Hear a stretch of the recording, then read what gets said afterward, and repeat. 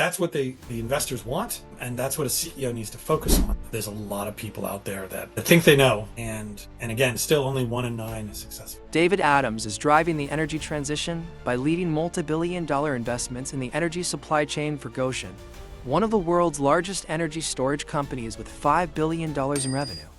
That's really hard to do. Most companies fail at that. We're talking about a couple $1 billion investment in terms of the land, the facility, the equipment, and then on top of that, we've tried to make it zero emissions.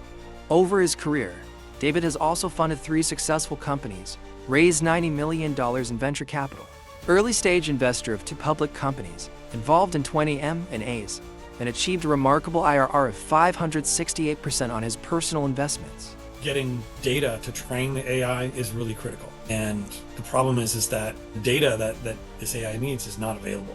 So how do you train these things? Do you need to license data? Do you need to create synthetic data? How do you do that? These are very large investments, and we're just one company.